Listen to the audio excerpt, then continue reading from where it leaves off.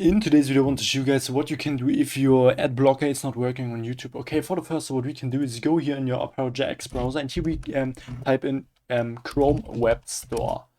So yeah, and after that, go on the first website here on the Chrome Web Store in the browser. So click on this here. Okay.